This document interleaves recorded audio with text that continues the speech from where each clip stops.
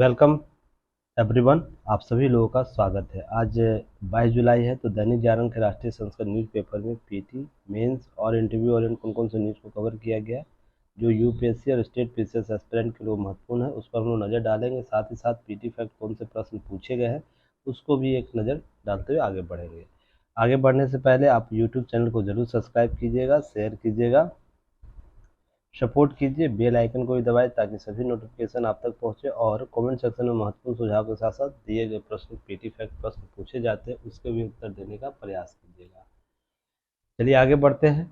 आगे बढ़ने से पहले आप लोगों को बीपीएससी और यूपीएससी का मेंटरशिप प्रोग्राम स्टार्ट हो चुका है युक्ति आईएएस पर, तो आप लोग ज़रूर इसमें भाग लीजिए। और इसमें नए नए तरीक़ों से हम लोग एक कॉन्सेप्ट को डेवलप करके आपको क्लास कवर करवाएंगे।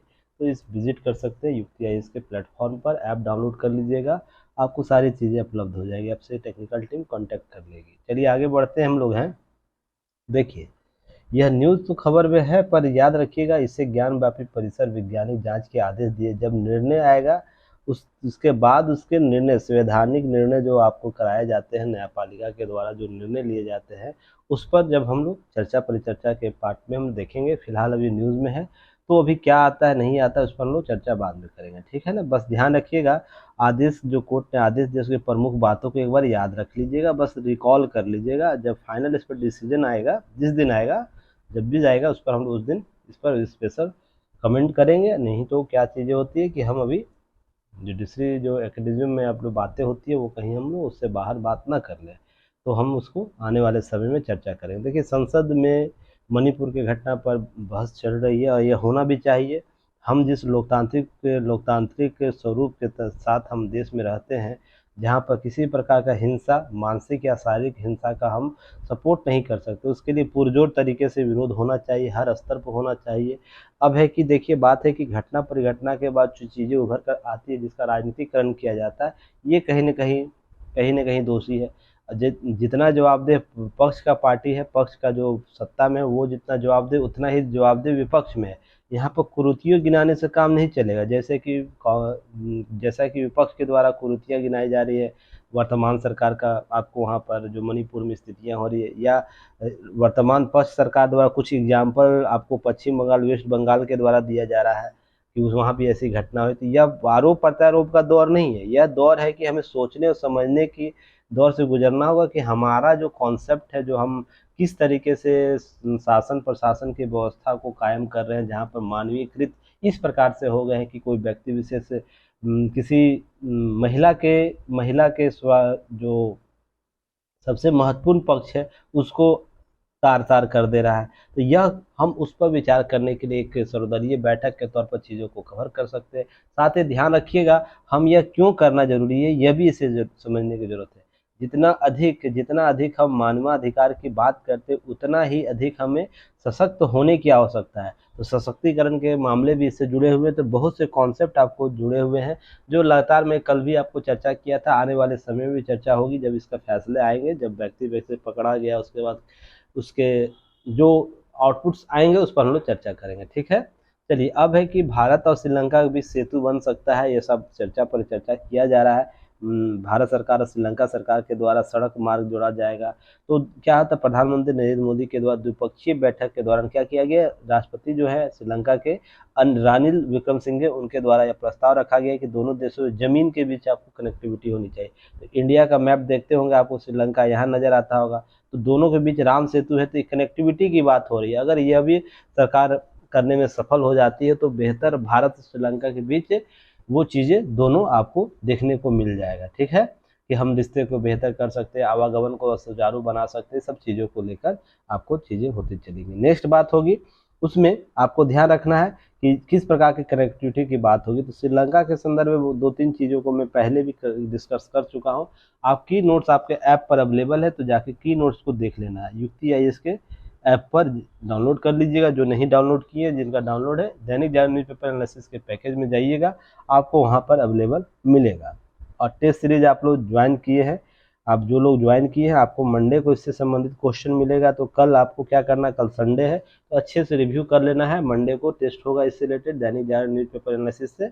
और कल का बीपीएससी टेस्ट सीरीज कुछ लोगों ने भेजा आंसर, आज उसका इवनिंग में मैं चेक करके ग्रुप में शेयर कर दूंगा।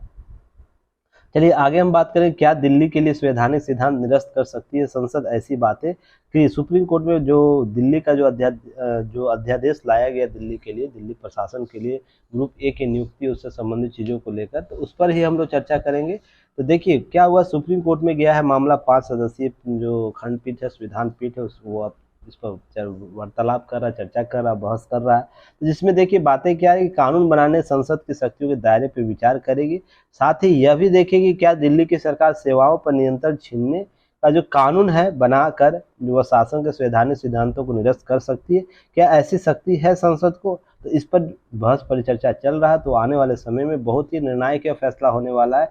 आपको जजमेंट इसका जो भी आएगा, रोल जजमेंट होगा, जो आपको एग्जाम में बार बार यहाँ से पूछे जाएंगे, क्योंकि यह फैसला आने वाले दिल्ली के संवैधानिक भविष्य को, विधायकी भविष्य को तय करेगा, विधायिका का जो भविष्य वो तय करेगा। ध्यान रखिएगा, कार्यपालिका, विधायिका और न्यायपालिका के बीच के संबंध को स्पष्ट करने वाले फैसले को आने वाले कुछ समय में हम लोग देखेंगे। इस पर बहस चल रहा है, तो हम लोग वेट जरूर करेंगे। उससे पहले कुछ आर्टिकल है उसे देख लेना है। जैसे अनुच्छेद जो है कि अनुच्छेद 239 ए के तहत क्या है कि चर्चा किया गया है कि तहत कानून बनाने की संसद की शक्तियों दायरा क्या हो है। और दूसरा प्रश्न यह किया गया है, क्या अनुच्छेद 239 ए के तहत अपनी शक्तियों का इस्तेमाल करते हुए संसद क्या कर सकती है, राष्ट्रीय राजधानी क्षेत्र दिल्ली के शासन के लिए संवैधानिक सिद्धांतों को निरस्त कर सकती है। जो पहले से संवैधानिक सिद्धांत जो दिए गए हैं आपको दिल्ली सरकार को, क्या उसको निरस्त कर सकती है, इस पर प्रश्न चिन्ह किया गया है। तो इस मामले पर जांच चलेगी, बहस चलेगी और उस पर प्रारंभिक जो भी आएगा फैसला उस पर हम लोग चर्चा करेंगे।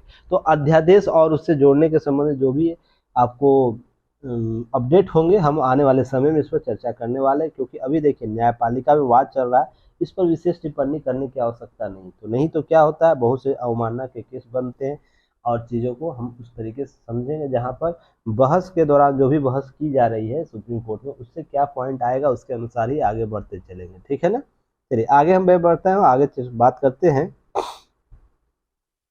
आगे अगर बात की, भारत में दुनिया का सबसे बड़ा कार्यबल तैयार करने देने की क्षमता, कार्यबल तैयार करके देने की क्षमता की बात है कि नरेंद्र मोदी हमारे प्रधानमंत्री के द्वारा बात की गई है।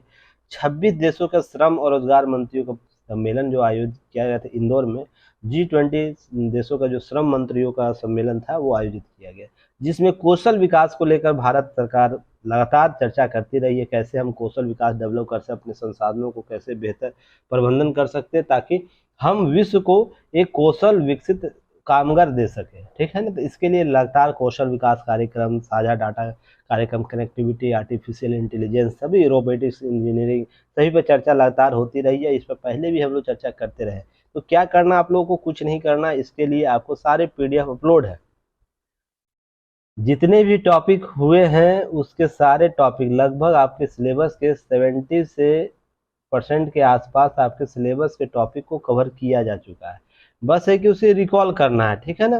30% क्या रह गया, 30% आपको हिस्ट्री के कुछ पार्ट्स रह गए हैं और एथिक्स के पेपर के कुछ पार्ट्स रह गए, उसको हम लोग धीरे धीरे कवर करते चलेंगे। आने वाले समय में से जरूर करेंगे, अंतिम रूप देने का प्रयास करेंगे। अब पैक्सोस में CSC सुविधा भ्रष्टाचार पर लगेगा अंकुश। तो ये न्यूज आप लोगों को पहले भी 2-3 दफा क्या हुआ, चर्चा किया जा चुका है, इस पर परिचर्चा हो चुकी है। तो क्या करना आपको, इसके की नोट्स को जाके देख लेना, आप प्रीवियस वीडियो को जाके देख लेना है, ताकि इससे लाभ आप लोग ले सके। जो न्यूज एक बार हो चुका है इस पर न्यूज एनालिसिस नहीं किया जाएगा। रीजन उसके पीछे समय बाध्यता है, समय के साथ चीजें की जानी है। नए स्टूडेंट हैं तो नए स्टूडेंट को क्या करना है, दैनिक युक्ति IAS के प्लेटफॉर्म पर जाइएगा, वहां पर दैनिक जागरण न्यूज़पेपर एनालिसिस 2023 देखिएगा, वहां पर आपको मिल जाएगा। या विजडम एजुकेशन के स्टूडेंट हैं वहां भी जाकर क्या करना, दैनिक जागरण न्यूज़पेपर एनालिसिस का 2023 का प्ले लिस्ट देख लेना, आपको यह न्यूज प्राप्त हो जाएगा, तो आप इसे कवर कर सकते हैं। ठीक है ना। चलिए नेक्स्ट हम बात करेंगे।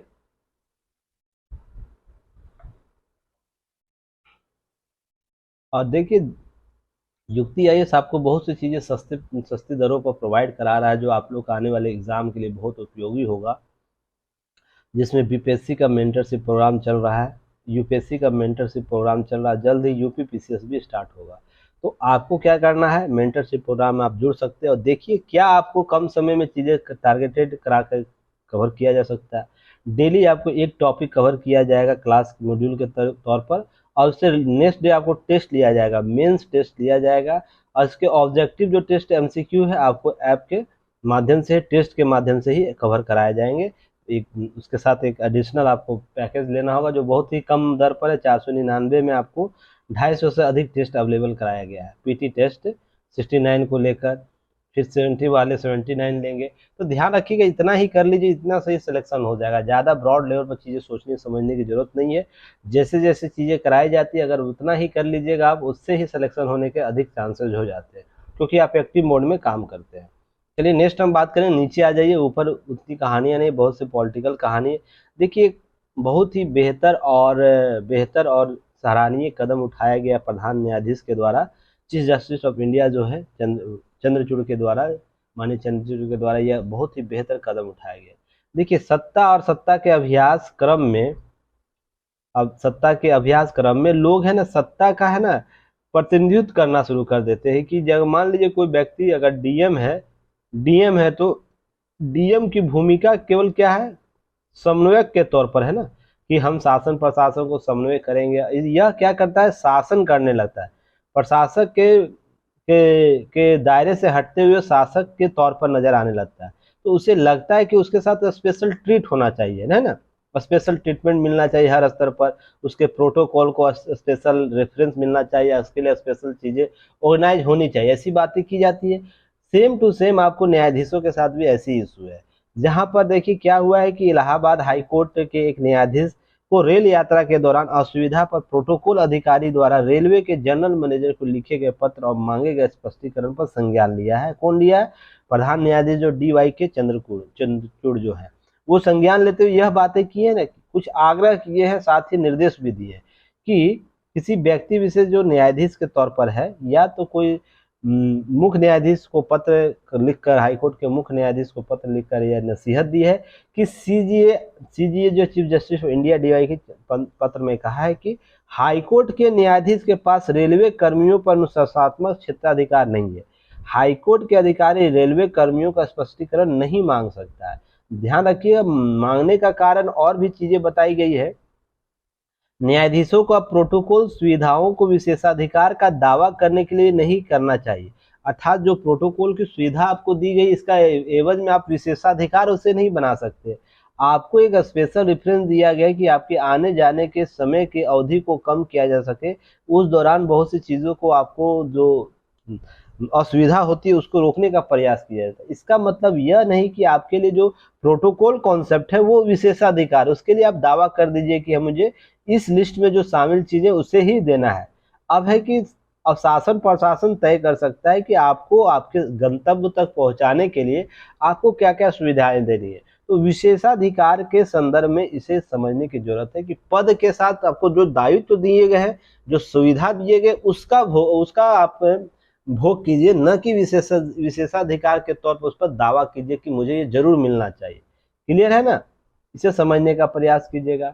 अब यहाँ पर बातें की गई इनके द्वारा कि प्रोटोकॉल सुविधाओं का उपयोग इस तरह नहीं किया जाना चाहिए जिससे कि असुविधा और न्यायपालिका सार्वजनिक आलोचना झेलनी पड़े। अब यहाँ पर जैसे ही ये सब बात मीडिया में आएगी, सोशल मीडिया में या आम जनता के नजर में आएगी, तो क्या परफेक्शन बनाएगा यह कि देखो, सत्ता के लोग हैं वो क्या कर रहे हैं, सत्ता का भोग कर रहे हैं। भोग करने का मतलब आप इसे अपने जागीर समझ लिए। तो यह चीजें समझिएगा, यह कहीं ना कहीं लोकतांत्रिक स्वरूप में बेहतर उदाहरण प्रस्तुत तो नहीं करता है। इसके लिए हमें शासन प्रशासन को और भी बेहतर और लचीला बनाने का प्रयास किया जाना चाहिए। आपको सुविधा दिया गया है, ठीक है ना, विशेषाधिकार नहीं दिया गया। अब मान लीजिए देश का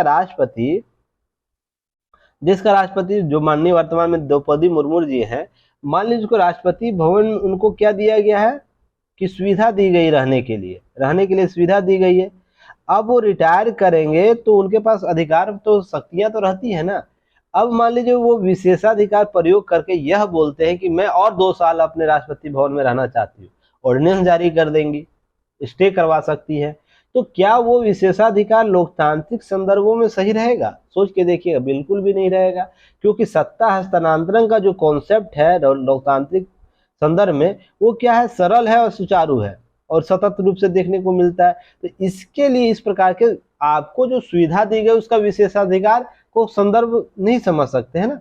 यही चीज आपको चंद्रचूड़ जो माननीय जो न्यायाधीश है, मुख्य न्यायाधीश, उनके द्वारा ये बातें की गई है। और ये समझने की आवश्यकता होगी कि आप क्या करें, सेवाओं की आपूर्ति करने के लिए आपकी चीजें डेवलप की गई ना, कि औपनिवेशिक शासन के दौरान आपकी जो नीतियां रही हैं औपनिवेशिक शासकों का, क्या आप उस रूप में वर्तमान संदर्भ में देखते हैं इसे? तो बिल्कुल भी नहीं। तो हमें क्या होना चाहिए, हमें सेवा की आपूर्ति के तौर पर होनी चाहिए। इसे समझने का प्रयास कीजिएगा आप लोग। नेक्स्ट हम लोग बात करेंगे, देखिए बड़े खतरे से जूझता मणिपुर। मैंने पहले भी मणिपुर में जो बातें की थी, देखिए सेम टू सेम यहाँ पर बातें की जा रही है। यहाँ पर केवल जो घटना है उसको अगर अलग से हम देखते हैं, इसको अभी वर्तमान नहीं जोड़ते हैं कि जो घटना तो अचानक हुई है, उसका उस समय आकलन तो नहीं किया गया होगा। बाकी जो घटना क्रम है, जो आपको टर्मोलॉजी है, सभी सवाल उसी ओर जाते हैं कि क्या यह केवल जनजातियों मामलों के अधिकार को प्राप्त करने से जुड़ा हुआ है, या इसमें जो माफिया लोग हैं उनकी एंट्री हो चुकी है। अगर मान लीजिए अगर केवल जनजातियों के अधिकार से जुड़ा मामला रहता तो यह शांतिपूर्ण होता, लोकतांत्रिक स्वरूप में होता, इस तरह से हम लोकतांत्रिक आधारों पर बात करते। पर यहाँ पर किसी की हत्या कर दे रहा है, किसी का घर जला दिया जा रहा है, किसी महिलाओं को लग्न परेड करा दिया जा रहा है, तो यह क्या है कि केवल उन संकुचित विचारधारा के लोगों का यह कार्य हो सकता है जो किसी विचारधारा से प्रभावित है, किसी प्रकार के आपराधिक कृत्य वाले बैकग्राउंड से लोग होंगे, उन्हीं का होगा। और जितने लोगों का जांच होगा, देखिए उसमें अधिकतर लोग उसी श्रेणी के लोग होंगे, जिसमें देखिए माफिया जो है, ड्रग माफिया है, वो इसमें आपको सामने आ रहे हैं। अभी देखिए बहुत सी चीजें हैं, केवल जनजातीय का मामला होता तो सरकार अपने स्तर पर या तो माननीय न्यायालय की जो बातें की गई उसको चैलेंज किया जाता, डबल बेंच में जाया जाता, या संवैधानिक पीठ का निर्माण किया जाता, तो लोकतांत्रिक मांग उसे कहा जा सकता था। पर जैसे ही ये सब चीजें आपको हत्या और घर जलाने के लेके बड़े बड़े विद्रोह हुए, लगातार जल रहा है, तो इसमें कुछ ना कुछ आपराधिक कृत्य के लोग ही शामिल होंगे, उसको सपोर्ट कर रहे होंगे। हथियार कहाँ से आ रहा है, ये सब चीज समझने की जरूरत होगी। अब देखिए यहाँ पर, देखिए एक सेकेंड, यहाँ पर लिखा होगा कहीं पर, देखिए मणिपुर में ड्रग्स का जो गढ़ न बन जाए, इसको लेकर भी डर है। म्यांमार के बड़ी संख्या में लोग आ रहे हैं, लोग यहाँ को लेकर चिंतित है। ये सब चीजें आपको देखने को मिलेगी। अब ये घटनाक्रम को इस रूप से देखना है कि 47 के बाद से लेकर वर्तमान तक जो राजनीतिक परिदृश्य बनाए गए थे, तो क्या वो इस भारतीय संदर्भ में जो राज्यों का गठन होता है, आरक्षण के जो मुद्दे होते हैं, क्या उस संदर्भ में था? इसे समझते हुए यह कहा जा सकता है कि नहीं, पुनः विचार करने की तो आवश्यकता है, पर उसे जल्द से जल्द उसे करने की जरूरत है। सरकारों को अपने दायित्व लेने होंगे, वहां पर कोई एक्सक्यूज किसी प्रकार का हमने डिले नहीं कर सकते। जो भी चीजें देखिए हो चुका, वो चीजें हो चुकी, उसको हम आगे आने वाले समय में कितना बेहतर स्टैंड ले सकते, सरकार को यह सोचना चाहिए। जवाबदेहिता जरूर तय होनी चाहिए। सरकार किसी की भी हो, विलन सरकार हो या कोई भी सरकार हो, किसी भी पार्टी की सरकार हो, लोकतांत्रिक संदर्भ इम्पोर्टेंट है। लोकतांत्रिक संदर्भ इम्पोर्टेंट, लोकतांत्रिक मान्यताएं इम्पोर्टेंट है, लोगों का नैतिकता, लोगों का जो जीवन है, जीवन का अधिकार है, वो सबसे इम्पोर्टेंट है ना। तो ये चीजें आपको समझने की जरूरत है। बाकी कहानियां आप लोगों को पहले भी डिस्कस की जा चुकी है, तो उस वीडियो को जरूर जाके देखिएगा।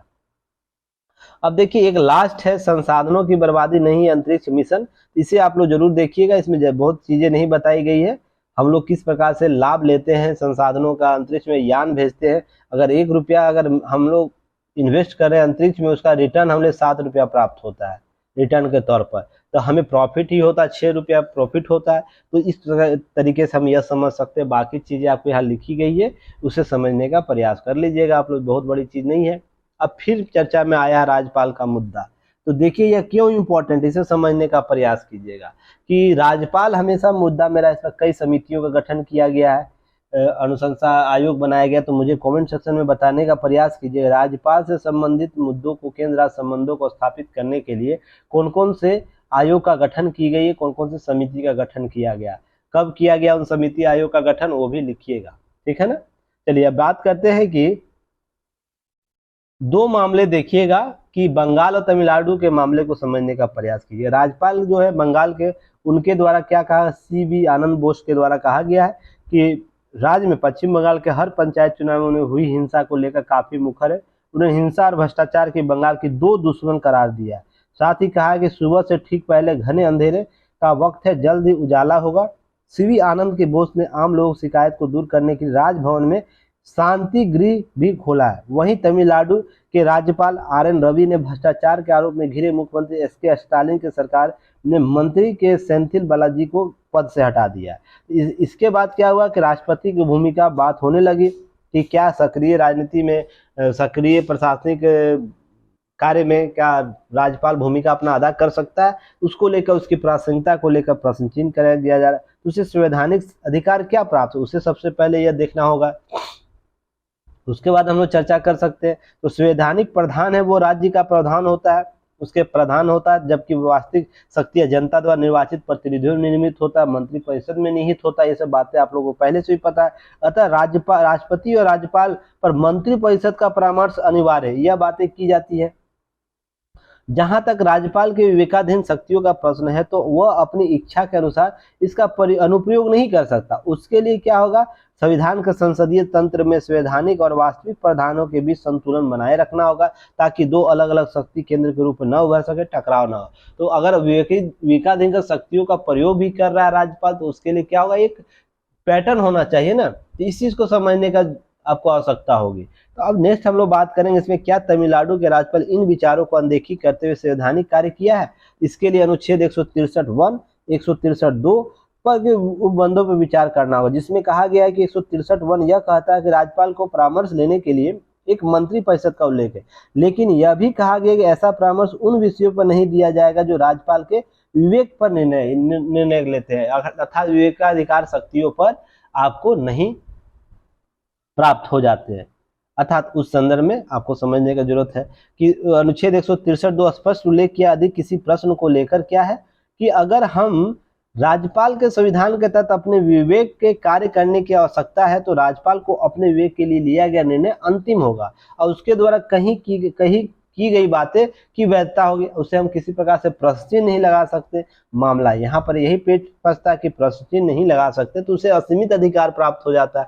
इस असीमित अधिकार में वो क्या कर सकता है कि जो वर्तमान जो प्रतिनिधि परिषद है उसको खारिज भी कर सकता है। तो ये विवेकाधिकार शक्तियों के तौर पर यूज होता है। किसी मंत्री को प्रश्न चिन्ह कर सकता है, उस पर उसके भ्रष्टाचार के मामले में निर्णय ले सकता है, जो हाल ही में देखने को मिला। तो किस सीमा तक अपनी शक्तियों का प्रयोग करेगा, यह भी देखना इंपॉर्टेंट है। तो ध्यान रखिएगा कि अनुच्छेद 163(2) के तक प्रावधानों स्पष्ट है कि ऐसे किसी भी विषय पर निर्धारण में राज्यपाल अपने विवेक में लिया गया निर्णय का अंतिम होगा, उसकी संवैधानिक वैधता प्रदर्शित नहीं किया जाएगा। अब कई बार क्या होता है कि राष्ट्रपति द्वारा नियुक्त किए गए आपको उनके प्रसाद प्रयत्न कार्य करने के लिए कारण कई अवसरों पर राज्यपाल की विवेकाधीन शक्तियां, संघ के निर्देश दी जाती है, असंख्यात संवैधानिक ढांचे, बहुत सी बातें की गई जो पहले मैंने आप लोग को पॉलिटी की क्लास में कवर किया। तो इन सब चीजों को ध्यान रखना। ऐसे सिद्धांत को क्या करना है कि उद्देश्य संविधान के निर्माताओं को उन विचारों को समझना होगा जहां पर राजनीतिक रूप से एकीकृत और सांस्कृतिक रूप अखंड भारत को बनाए रखने के लिए जरूरी थी, जहां पर केंद्र सरकार, राज्य और केंद्र सरकार के बीच की कड़ी, जिसमें हम लोग राज्यपाल की भूमिका देखते हैं, जहां पर उसके लोकतांत्रिक स्वरूप के संदर्भ में बातें की जाती है। अनुच्छेद 356 के तहत राष्ट्रपति प्रतिवेदन देंगे, राज्य में संवैधानिक तंत्र विफल हो गया है तो क्या राष्ट्रपति शासन लगाया जा सकता है, संघ को यह शक्ति है। इसके तहत 365 के अंतर्गत उस स्थिति में राज्यपाल के प्रतिवेदन के बिना वह नहीं कर सकता है, और यह प्रतिवेदन उसके स्व शक्ति पर निर्णय करेगा, दिशा निर्देश का पालन करेगा। ये सब बातें की गई है। अब 164 के तहत मंत्रिपरिषद राज्य की विधानसभा के प्रति सामूहिक रूप से उत्तरदायी होगी, तो इसके लिए मंत्री राज्यपाल के प्रसाद प्रयत्न कार्य करेंगे, ऐसी बातें की गई। महावीर प्रसाद जो शर्मा बनाम प्रफुल्ल चंद्र घोष 1969 के मामले में क्या हुआ था, कहा गया था अनुच्छेद के तहत, जो 164 अनुच्छेद के तहत राज्यपाल द्वारा प्रसाद प्रयत्न शक्ति का प्रयोग किसी शर्त या दशा में परिसीमित नहीं है, क्योंकि मुख्यमंत्री की नियुक्ति और उसके परामर्श पर मंत्री परिषद की नियुक्ति के साथ साथ किसी मंत्री का प्रसाद प्रयत्न सिद्धांत के आधार पर पद से हटाने की शक्ति राज्यपाल की अनन्य शक्ति होगी, अर्थात उसे शक्ति दी जाएगी असीमित रूप से। तो इस पृष्ठभूमि में देखा जाए तो राज्यपाल का पद हाल के वर्षों में विवाद से घिरे रहा। कारण बहुत से रहे हैं, लोक लुभावने और प्रतिस्पर्धी राजनीति भी एक कारक रहा है।